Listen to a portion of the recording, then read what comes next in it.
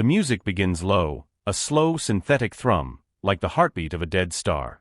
In the velvet darkness between suns, where the light of old galaxies goes to fade, there spins a ring of forged stone and shimmering force.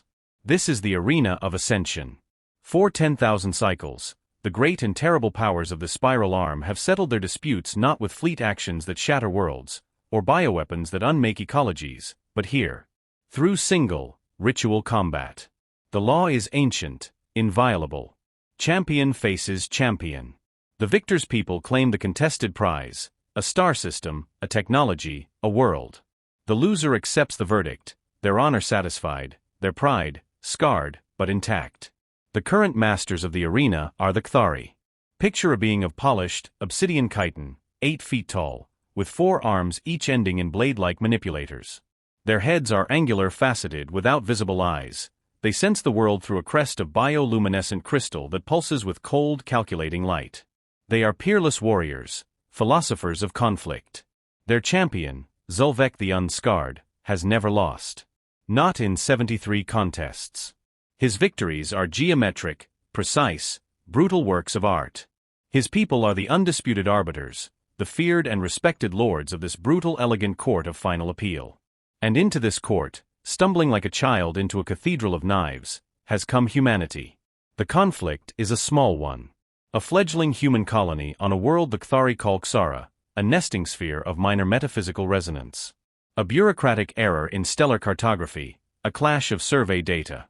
The Kthari, following protocol, issued the inviolate summons, settle the dispute in the arena.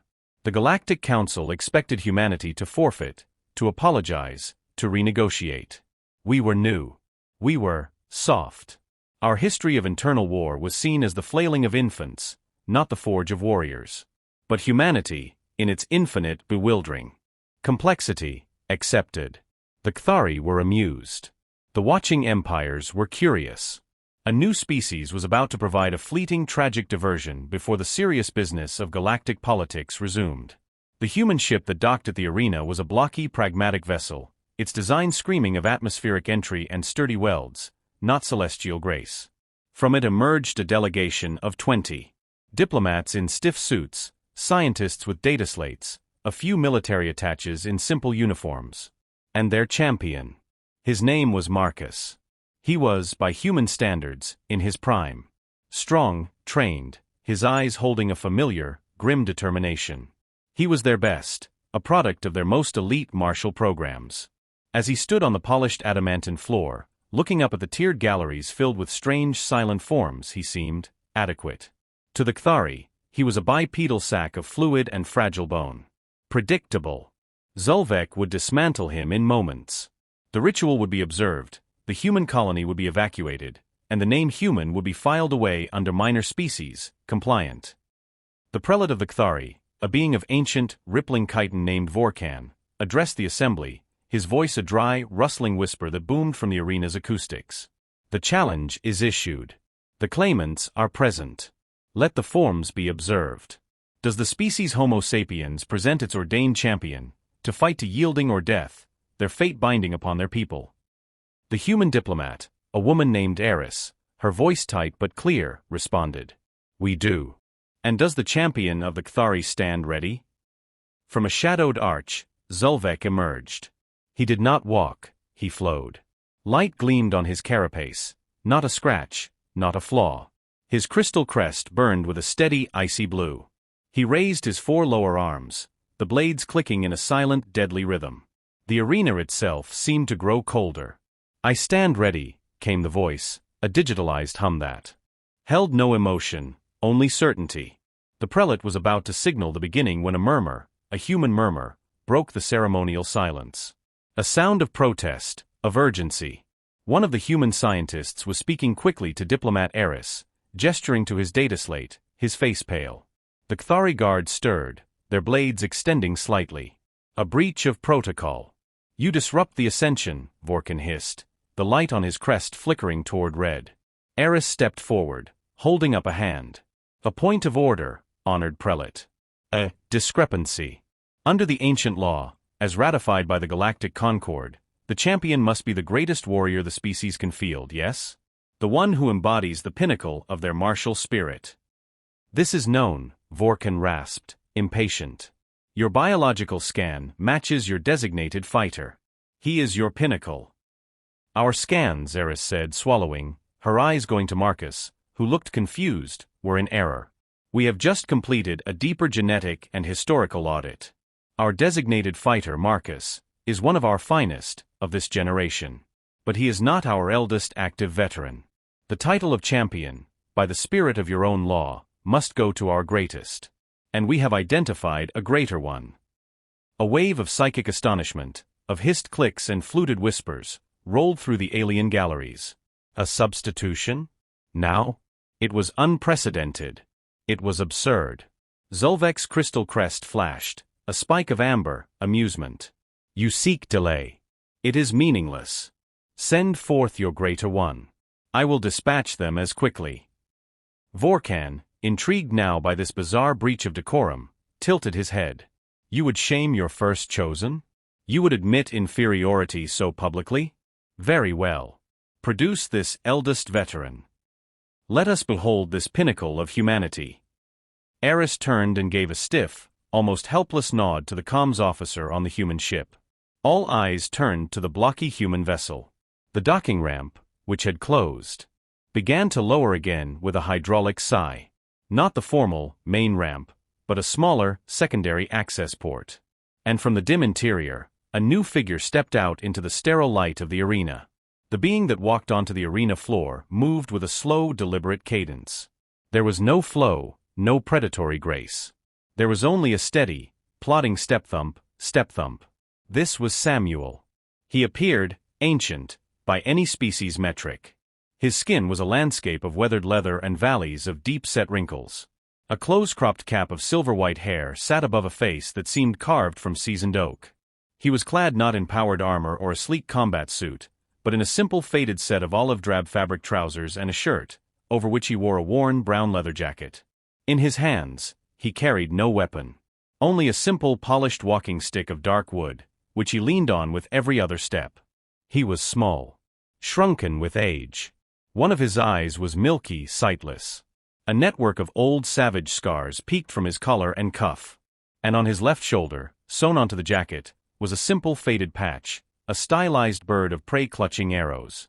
The silence in the arena was no longer one of ceremony, but of utter bewildered disbelief. Then it erupted into a cacophony of clicks, trills, and psychic pulses of confusion and derision. This was a joke. A profound, species-wide suicide pact. This biped was venerable. It was clearly in the final decay cycle of its lifespan. Zulvek stood utterly still, his crest cycling through colors, confusion, irritation, and finally, a deep, offended crimson. You insult the arena. The digital hum was now edged with a rare, hot anger. You insult me. You send a decrepit organism to die? Is this your cowardice? Your refusal to accept loss with honor? Diplomat Eris stood straight, though her knees trembled. By the ancient law, we present our champion. Samuel of Earth. Colonel, 101st Airborne, United States Army. Veteran of the Pacific Theater, 1942 to 1945. Veteran of the Korean War, 1950 to 1953. The eldest, still living, still serving warrior of the human species. The titles meant nothing to the galaxy. The dates were minuscule, laughable. A warrior whose combat history spanned a mere 11 of their years? Zulvek had spent longer in ritual meditation before a single fight. Samuel finally reached the center of the floor, stopping a few yards from the gleaming obsidian form of the Kthari champion. He looked up, his one good eye, a pale watery blue, squinting at the giant. He gave a small, almost imperceptible nod. Not of respect, but of assessment. Like a carpenter looking at a piece of difficult wood. He then turned, slowly, and looked at Marcus, the original champion. The younger man's face was a mask of agony, of shame. Sir, I can't let you do this. Samuel's voice, when it came, was a surprise. It wasn't the weak rasp they expected. It was a dry, gravelly baritone, worn smooth by time and smoke, but firm as stone.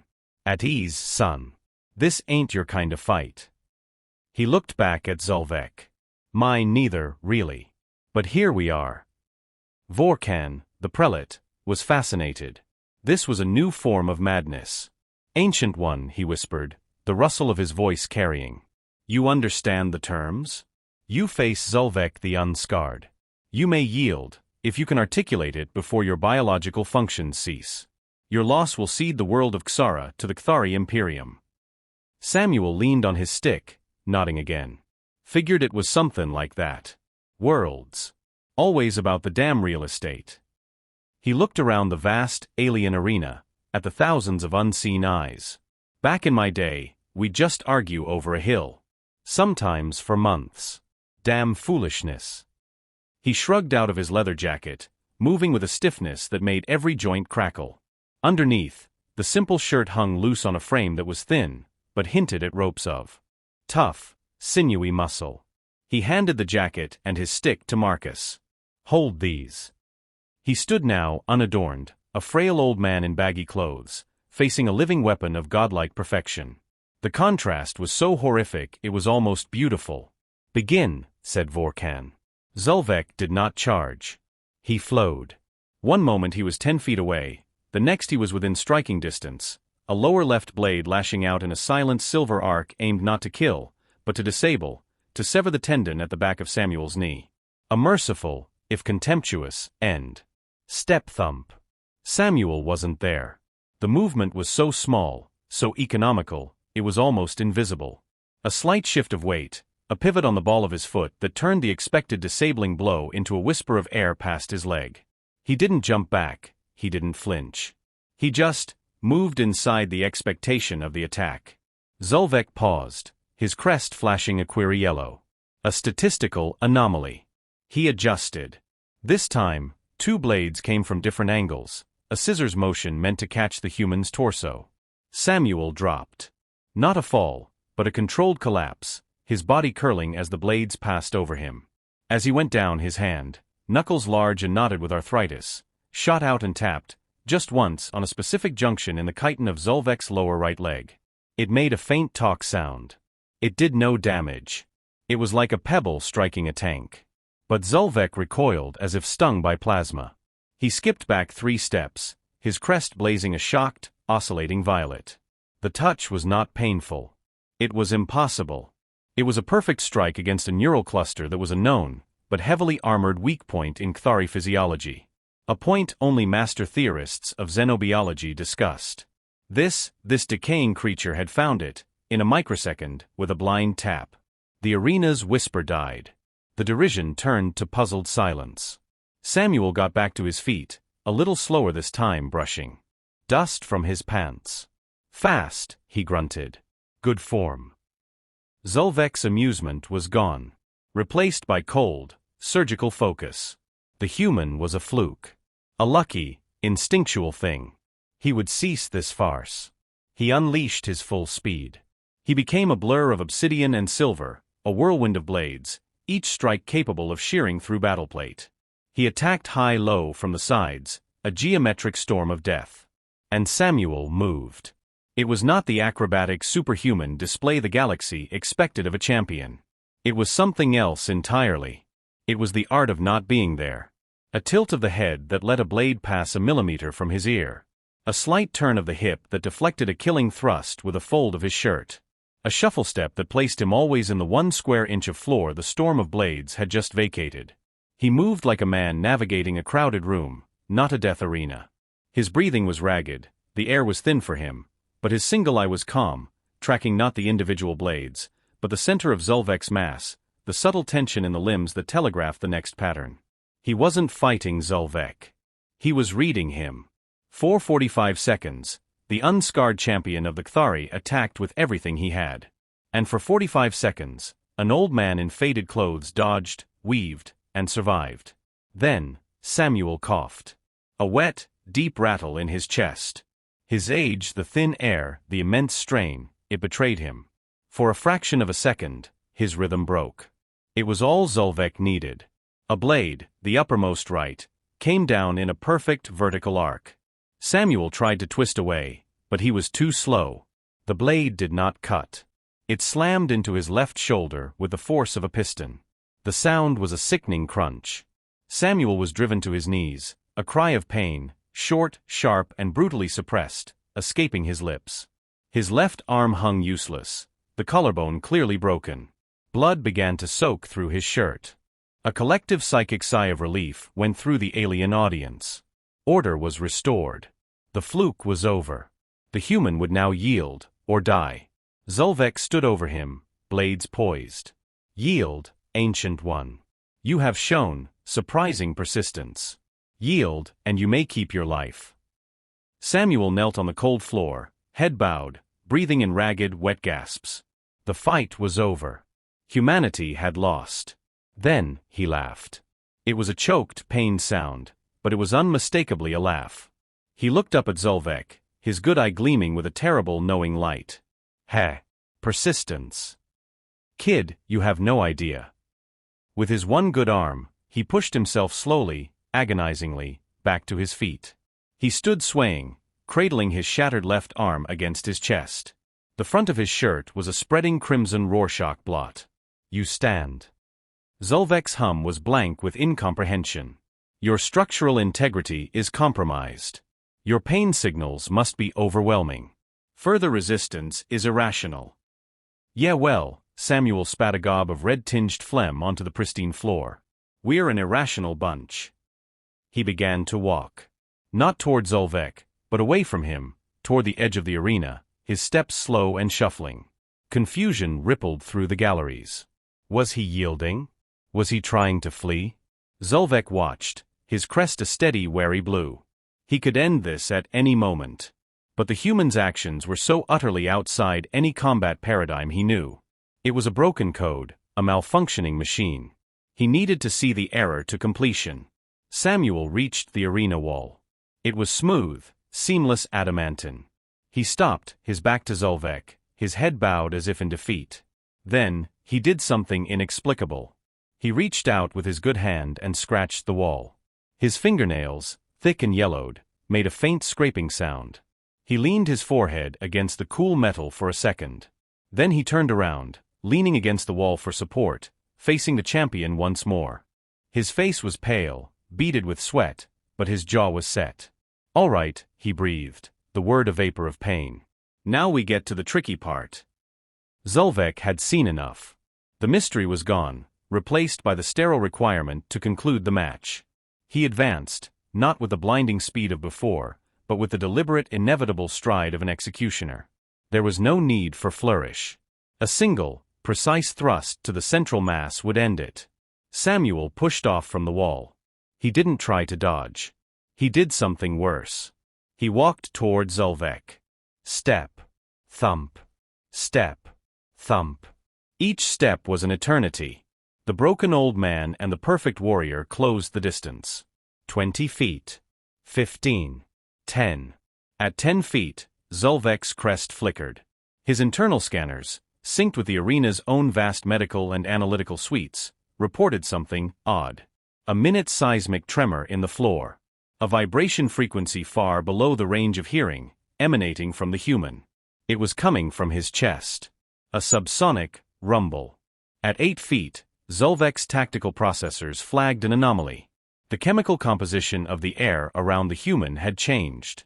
Adrenaline, cortisol, endorphins, expected. But there were other compounds.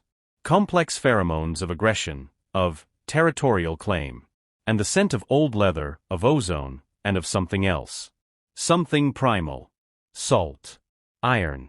Soil. At 5 feet, Zolvek saw the human's face clearly. Not the pain, not the age. The eyes. The milky one was dead. But the other, the pale blue eye was no longer watery. It was a glacier. It held a cold, absolute, and utterly terrifying focus. This was not the look of prey. This was the look of a predator who had led the hunt to the exact piece of ground he wanted. The look of a man standing on a hill he had decided hours ago he would not be moved from. This was the trap. And Zolvek was in the killing zone. The human stopped. They were now within arm's reach. Zolvek's blade arm drew back for the final thrust. Samuel spoke, his voice a low, gravelly roll that carried to the highest gallery. You're good, son. Perfect, even. But you fight in an arena. He took one last shuddering breath, and his final words were not a shout, but a statement of absolute, unassailable truth. I fought in the mud. And then Samuel, colonel of the 101st Airborne, did what a paratrooper does when surrounded, outgunned, and broken on a piece of ground he refuses to give up. He attacked. It was not a martial arts move. It was not a technique from any dojo. It was the distilled ugly essence of 100,000 close-quarter battles in foxholes, in jungles, in ruined cities. He dropped his ruined arm entirely, letting it swing loose, and with his good hand he grabbed not at a blade, not at a weak point, but at Zolvek's nearest upper limb, right at the complex joint. He didn't try to break the chitin. He jammed his thumb into the seam, into the sensitive neural cable housing, and twisted with the last of his strength. Zolvek experienced something new, a flash of acute, distracting pain. His blade strike faltered for a millisecond. In that millisecond, Samuel's head snapped forward. Not a headbutt. The Kthary's head was too hard. His forehead smashed into the bioluminescent crystal crest on Zolvek's head. The crystal did not shatter, but it rang. A pure bell-like tone that resonated through the arena and through Zolvek's entire nervous system. For the Kthari, the crest was a sensory organ. The shock of the impact was not physical damage. It was a sensory overload, a blinding flash of white noise in his mind's eye. Zolvek staggered, disoriented. Samuel didn't let go. He used his grip on the limb as an anchor, and jumped. Not high. Just enough to wrap his legs around Zolvek's torso, at the narrow waist between the upper and lower carapace. It was a clumsy, desperate move. The move of a drowning man latching onto a log. Zolvek, now blinded from within, tried to shake him off. He was stronger, immeasurably so. He could have ripped the human in half. But Samuel wasn't trying to constrict him, wasn't trying to choke him. He was just hanging on, a burr, a piece of the terrain that had come alive. And with his one good hand, Samuel reached down to his own belt, to a simple mundane item every human soldier of his era carried, and which he, out of some deep unbroken habit, had clipped on that morning. A simple, heavy-gauge steel carabiner. As Zolvek thrashed, Samuel hooked the carabiner into a seam, a vent, anything he could find on the Kthary's back. Then, with a final grunting effort, he hooked his own belt loop into it. He was now physically attached to the champion. Get off. Zolvek's digital voice was a screech of static and rage. He slammed himself backwards, toward the arena wall, intending to crush the human between his body and the adamantine. Samuel saw it coming. He didn't try to unhook. He braced. Crunch. The impact was horrific. Samuel's body took the full force. Bones broke. Something ruptured inside. A gasp of air, blood-flecked, sprayed from his lips. But his one good eye was still open. Still focused. And his hand, trembling, reached up again. Past Zolvek's thrashing limbs. Not to attack. To touch. His fingers, slick with his own blood, found the smooth, pulsing crystal of Zolvek's crest again. But this time, not to strike. He pressed his palm flat against it. And he remembered. He didn't send a psychic message. Humans couldn't. He did something else. In the final sparking synapses of a dying, stubborn brain, he focused every shred of will, every memory, every sensation of a lifetime of war, and he pushed it, through the touch, into the Kthary's primary sensory organ. Zolvek froze. The arena, the thousands of watchers, his own pain, all of it vanished. He was engulfed in a tsunami of experience that was not his own. He felt the lurch of a plane, the smell of fuel and fear. He saw the green light go on, felt the violent rush of wind as he jumped into the blackness over Normandy. He heard the cacophony of flak and screams. He felt the bone-deep, soul-sucking cold of the chosen reservoir, the ice in his boots, the taste of frozen rations, the shared warmth of a brother in arms as they shivered in a foxhole. He felt the mud of 100 battlefields, sucking at his boots, the weight of a pack, the ache of endless vigilance. He saw the faces. Not of enemies, but of friends. Young men, laughing in a moment of peace. The same men, broken and still in the mud. The grief, sharp and fresh as the day it was carved into his soul. He felt the terror, yes. The bowel-loosening fear of incoming artillery. The animal urge to run. And he felt the thing that held him and men like him in that foxhole anyway. Not hatred, not a love of war, but a stubborn, wordless promise to the man next to him. I will not leave you. This ground is ours. It was not glory. It was not the clean, geometric art of the arena. It was a chaos of mud, blood, brotherhood, fear, loss, and a resilience so profound it defied all logic. It was a testament to the ability of a fragile, finite creature to endure the unendurable, not because it was strong, but because it had decided to. The vision shifted. He saw Samuel, decades later, teaching. Not blade work, not tactics. Teaching young soldiers how to survive. How to read terrain. How to find water. How to keep your feet dry. How to stay human when everything around you is trying to turn you into an animal or a corpse. He saw the respect in the young soldier's eyes. Not for a perfect killer. For a survivor. For a man who had walked through hell and came back to show them the way. The sensory overload ended. Zulvek came back to himself. He was still standing. The human was still attached to his back, a broken, bleeding weight. But the fight was gone from both of them. With a gentle, almost delicate movement he had never used before, Zulvek reached a blade arm back and carefully, so carefully, snipped the carabiner. Samuel slumped to the floor, a heap of ruined flesh and faded cloth. Zulvek turned and looked down at him. He did not see a victorious opponent. He did not see a defeated one. He saw a monument. A monument carved not from stone, but from time and pain and an indomitable will. The human's eye was dimming. But it found Zulvek's faceless head. Samuel's lips moved, the sound a faint whisper. Told you, it was tricky. And then, the light in the pale blue eye went out. Silence. Absolute, profound, crushing silence. Resolution, awe and humility. On the arena floor, Zulvek the Unscarred stood over the body of the oldest human veteran. He had won. By all laws, by all metrics, he was the victor. The world of Xara was forfeit. But he did not raise his arms in triumph. He did not flash his crest in victory blue. He knelt. On one knee, the posture of a Kthari paying respect to a fallen master. He reached out and with a blade tip finer than any surgeon's scalpel, he gently touched the faded patch on the jacket that lay nearby. The bird clutching arrows. In the gallery, Prelate Vorken rose. His ancient chiton rattled. The psychic weight of his voice filled the space, but it held no ceremony now. It held something like reverence. The contest is concluded, the rustling voice declared. But then it continued, breaking protocol. The Kthari Imperium withdraws its claim to the world Xara. A psychic shockwave. Withdraws the claim? After a victory? It was unheard of. The human champion did not yield, Vorken continued, his crest glowing a soft, solemn gold. He fought until his last breath, on ground of his choosing, by means we could not comprehend. He showed us not a technique, but a truth. The humans do not fight for abstract honor, or for territory.